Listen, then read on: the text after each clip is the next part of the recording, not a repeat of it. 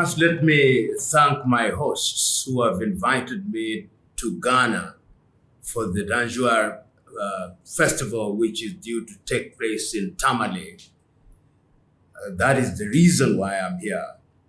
And the questions that are being asked are therefore piggybacking on that invitation. If I understand your question well, you are asking about the role of Africans in the diaspora.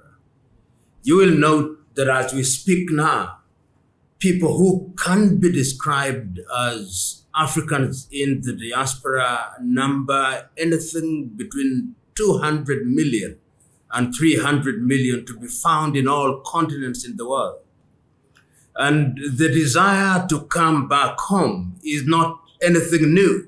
If you've read the history of people like Marcus Garvey and his Black Star movement, you will note that Africans who were taken out of this continent to be slaves have always wanted to come back. And I'm aware that the government of the Republic of Ghana did make a conscious decision to have what they called a year of return. I myself was here in a company of 200 ladies and gentlemen from the diaspora in Cape Coast in the year 2019. And I have no doubt in my mind that if Africa is to grow, our sons and daughters, wherever they are, must come back to the continent, not physically, but by way of having an emotional reconnection. Your own Kwame Nkrumah in the 1950s, when asked who is an African, he said, Africa is born in one. It is not necessary that you be born physically in Africa. Regarding the elections in Nigeria, of course, I'm not a Jewish prophet, so I'm not going to speculate as to who will be elected, but I believe that Nigerians will have the opportunity of making a clear statement that they want a united Nigeria. They want a Nigeria that will play its leading role in the continent of Africa. They want a Nigeria that is united in our diversity. They want a Nigeria where people are judged by the content of their character, not by their ethnicity or religious affiliation. And I hope that that decision will be made on Saturday, the 25th day of the month of February this year. I pray for them and I hope that they'll do the right thing. Because if they don't, then Africa will be the poorer. I could answer your question by posing yet another. How does a wound on your toe affect your body? Nigeria is a part of Africa. She's the most populous nation in the continent of Africa, the largest economy in the continent of Africa. If the elections do not lead to peace and stability, then Africa is the poor. And I don't think that that is a debatable issue. If Nigeria is unstable today, this West Africa will be unstable. And therefore, it is important that they have an election that is credible, that they retain their stability for the benefit of the people of Nigeria and the benefit of the people of Africa and the world by extension. I understand your question perfectly well. It's not just the Chinese. It's the IMF. It's the World Bank. It's the European Union. Almost all African countries are indebted. And I have no doubt in my mind that if Africa wants to enjoy true liberation, she must liberate herself from economic slavery. He who pays the piper calls the tune. And in this world, there is no free lunch. When the Chinese come, they will want a quid pro quo, whether it is in Ghana or Kenya or Namibia. And it is the duty of those who are in leadership to ensure that we immunize ourselves against the machinations of all foreigners, whether they come from China or from the United States of America or from the European Union. This world, the truth be told, is a jungle. It is survival of the fittest and the dying of the least suitable. That is the real world. So you style up or you are consumed. You know, COVID did have an impact on all economies in Africa and the world, without doubt. And indeed, there are many reasons and excuses that we can give, but we are also co-authors of our own misfortune. African countries have been mismanaged for many years. So COVID only came 2 years ago, and all the other things came only a few years ago. We've got to look inwards and look at mismanagement, look at wastage, look at corruption, look at all those things combined and ask ourselves, what have we done wrong? Because if we want to look for excuses, we'll always find them. There is no shortage of excuses. But the truth be told, many African countries are victims of bad governance.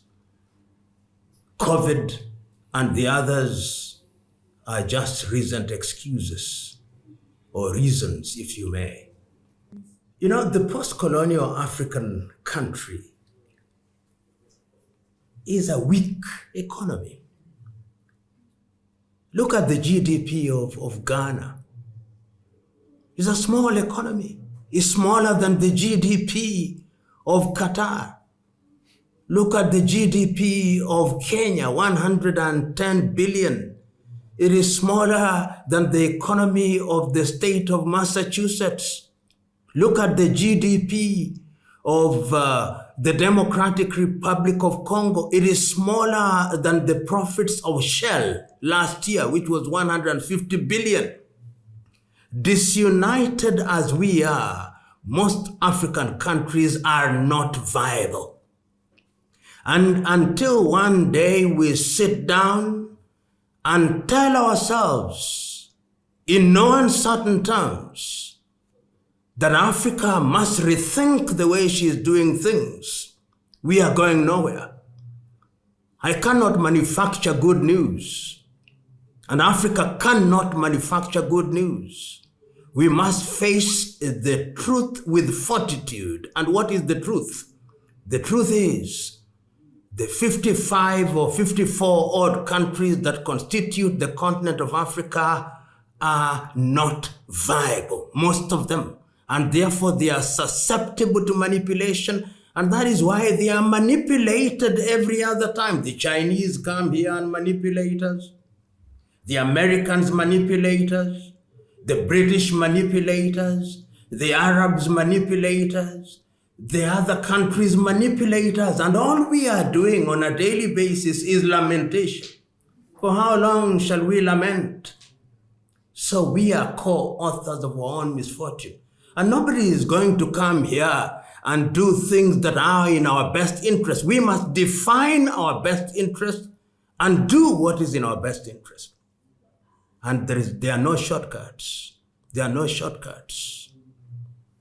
The ECOWAS region could have done better, but I listened to Aliko Dangote recently.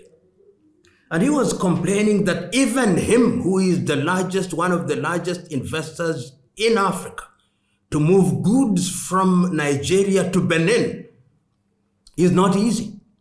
To get a visa to travel is not easy. No free movement of people. No free movement of goods.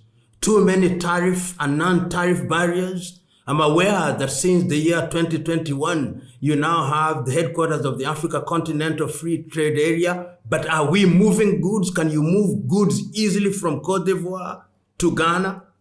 From Liberia to Ghana? From Ghana to Senegal? From Guinea-Bissau to Togo? The answer is no.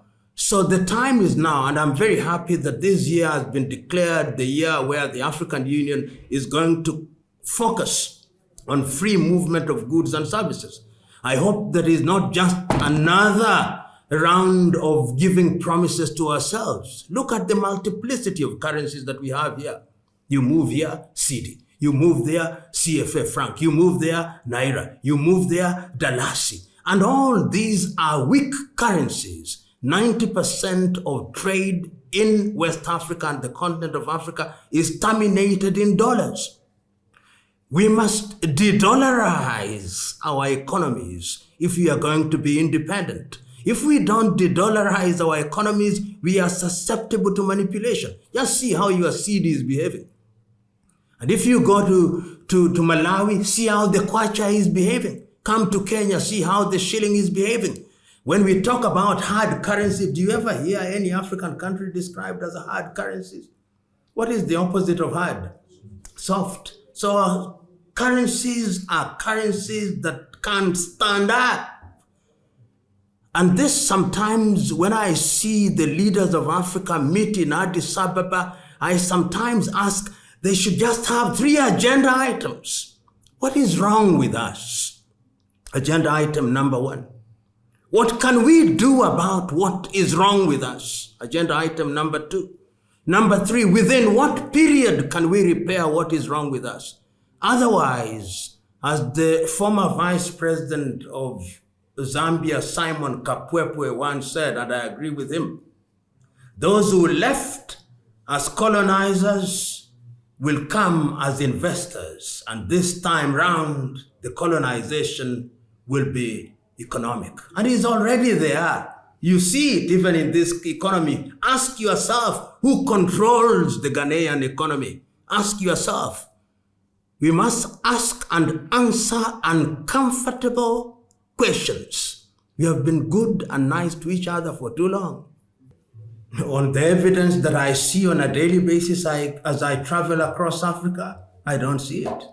We've got to pause and ask ourselves and do things that are going to lead us into that independence. Africa is still divided. The former British colonies are still grouped as the Commonwealth of Nations, with the king as the head of them. How can you be independent in that way? The former French colonies are grouped as former French colonies and are controlled from Paris. The former Portuguese colonies are equally controlled. The African Union is 70% financed from outside. Until and unless we change, Africa is slowly and surely getting into the clutches of the neo-colonizers. And I want to remind you of a thing that has happened in the last 2 months. In the last 2 months, we have had the Russian foreign minister here talking about Russian interest. We have had the Chinese foreign minister here. We have had the French president here. We have had the Turkish president here. We have had all these people coming to Africa. There is a new scramble for Africa. This is how colonization started. And it was not lost on me that we had the Roman Catholic Pope here. We had the head of the Anglican Church here. We had the head of the Presbyterian Church here. The same triumvirate that came during the colonization was here in the last 2 months. You are posing questions to me. You will be colonized again. What you'll remain with are elections, where you elect presidents and have ministers who look like you, but they are simply robots and marionettes to be controlled from Paris, Washington, London, and of course Brussels and other parts of the world, and Beijing and Moscow.